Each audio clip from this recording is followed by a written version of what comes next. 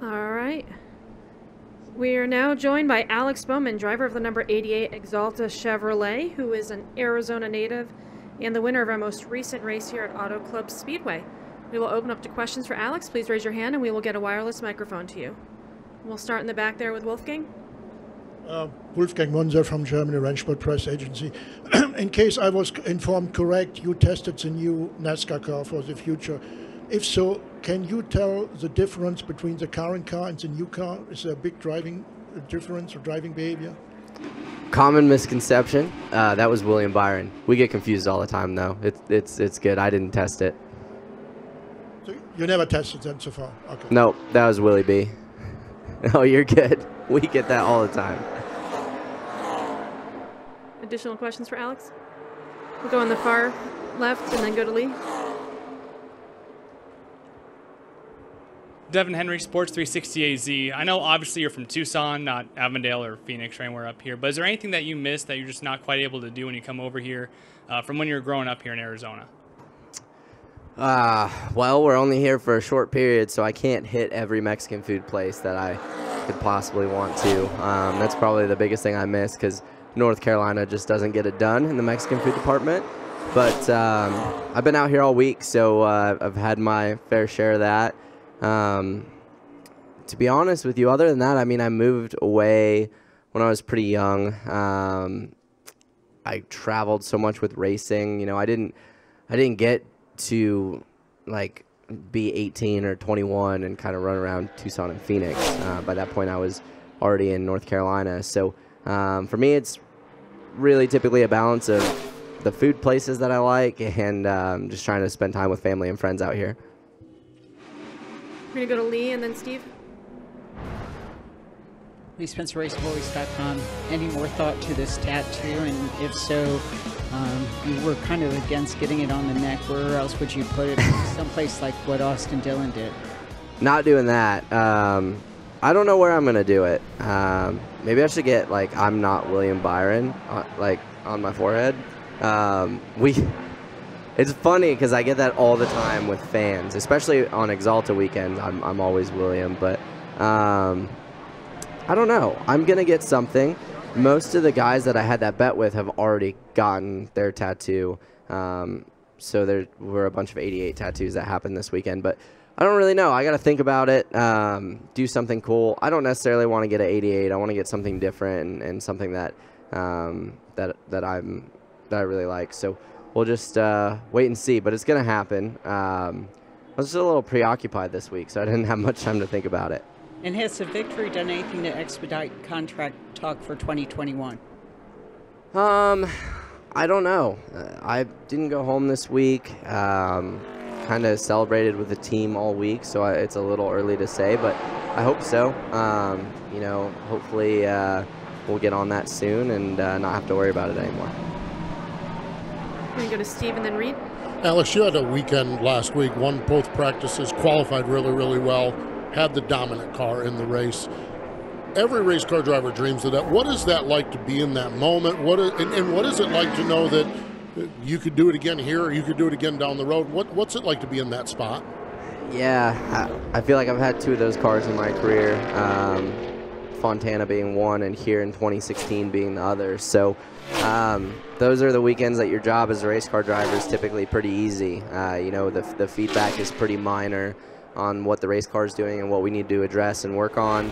And you don't have to throw a bunch of stuff at the car and really get it dialed in. It typically starts that way. So those weekends are definitely easier than the hard ones. But at the same time, I mean, you could take that exact thing back there next year and it not work. It's crazy how that works. I think we've tried the 2016 setup here about 3 times since then and have never made it work. So definitely a fun weekend to be a part of. I think my crew deserves a lot of the credit for that one because we pretty much raced it how it came off the truck. Go to Reed right up here in the front, right in front of you, Reed. Reed Spencer with NASCAR Wire. I'm speaking of that 2016 race. Do you still consider that the pivot point in your career? I think it was definitely a big part of it. You know, there were some other races we ran really strong the end of that year, but none as strong as that. And I feel like that's definitely opened the door and was a big help. So it's also a race that I thought about every single day for the next 2 years of my life until we won Chicago, and I still think about it a ton, just probably not as much as I did before we won. But yeah, I think it was a big part of it for sure. Do we have anything final for Alex? Go to Steve and then Dustin. I'm fascinated that you say you've thought about that 2016 race until you won at Chicagoland. Was that my one and only shot, or why has it dissipated since Chicagoland? And yeah, I mean, I think it's really easy to sit there and be like, man, what if I never win a cup race? And then you look back at the closest you've been, and for me, that was always the closest I'd been. So now it's like, man, what if you never win at Phoenix? And think back to the closest you've been. So there's always a way to second guess yourself and to think about it. And I probably want to win here more than anywhere else we go, just being from close by. So I think that's something that's always been in my mind. I think winning helped relieve that a little bit, but it's still there for sure. Back to Dustin. Dustin Long, NBC Sports. Ryan Newman's in the garage. I don't know if you've had the opportunity to see him, but to think about where things were a couple of weeks ago, that he's actually at the track, although he still can't drive. What's just kind of your thoughts as a competitor? Yeah, I've been kind of all over the place this morning, so I haven't had a chance to stop by and see him, but that's amazing. You know, just kind of where we left Daytona and thought things were, and how quickly things progressed in the next couple days in a positive light, and it's, you almost look at it like a miracle, you know, that he was able to survive a hit like that, a very worst case scenario hit in a lot of ways. And I think it's a big testament to NASCAR and all the work that they do, and also Ryan probably being one of the toughest guys in the garage. But it's amazing to see that, and really happy to hear he's here. I didn't know he was here until you said that, so I'll have to go see him for sure. But that's really cool, and just really happy that he is here. Also, with all your sim work that you've done in the past, you hear more and more guys or teams going back to the simulator like the day after the race to kind of, I guess, reconfirm things or things like that. What's the value in that? And is that something, because of this track's importance, is that something that you'll do when you get back, or is there a line because your other teammates want to do it because what's at stake? Yeah, that was my job in 16 and 17, really, was to do the pre and post race stuff. And I think the thing that is most important about that is to correlate your post race stuff so the sim is more useful for future stuff. It's not so much, oh, we're going to go back to the sim on Monday and see what we should have done differently. It's, oh, we're going to go back to the sim on Monday and dial the sim in so it's more useful for the fall race. So that's a big thing, and that was 100% of my job for 2 years. So they got to twist my arm a little bit here lately to get in the simulator, but we've been a couple times this year, and I think it's all about how you use it and how close you get it. You can dial yourself out with it 100% as easy as you can dial yourself in with it, but if you use it the correct way, it's a very useful tool.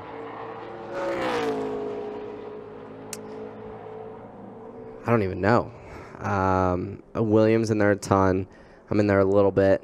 Yeah, I don't know. I think Allgaier, he does a good bit of it. And maybe Priest, I feel like he's been in there a good bit. It's hard to say. I don't think it's one person anymore. We talked about continuing that in 2018. It just wasn't really doable with my schedule. I was in there 3 days, pretty much all day for 2 years, 3 days a week. And that's not really doable with my schedule these days. The blocks are cut, so you're not in there for a full day anymore. You're in there for like a chunk of hours instead of an entire day. But it's still super time consuming, and you're kind of locked in a little black, dark room and locked in a black box for a big chunk of hours. So it's not the most fun thing. It's not like playing NASCAR Heat. Gonna wrap up with Wolfgang in the back. Wolfgang Monza again from Germany. I have a follow-up from Dustin concerning the safety aspect after Ryan's accident. Do you have maybe personal some ideas not even improves the safety of the car, but also the safety of the gear of a driver, for example, helmet technology? Yeah, that's a tough one. You know, I try to really rely on NASCAR for that. I'm not an engineer, don't pretend to have all the knowledge that those guys have when it comes to that stuff, but I feel like that NASCAR does a really good job. I mean, you look at that crash and it almost, just watching it, looks like an unsurvivable impact. And now he's here walking around at the racetrack with us. So that's pretty amazing. And I think that's a testament to what they do. As far as making them even safer, I don't know. I think they're going to continue to do that. This new car is probably another step in that direction. But just really glad they do as much work in that area as they do for us. And obviously it's paying off in an instance like that.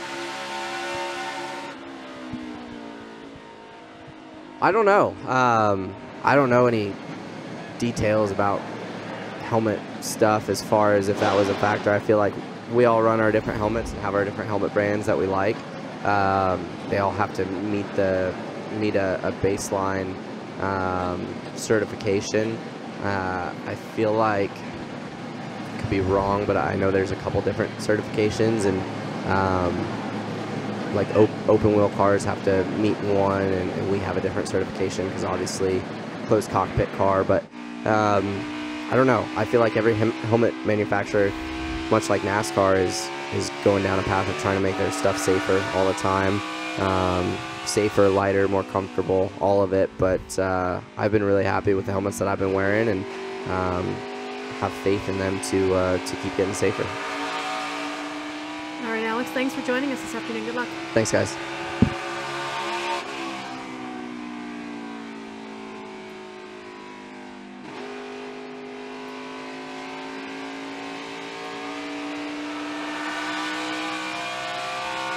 If I could have everyone's attention, we just have a couple quick announcements regarding the ARCA Menard series.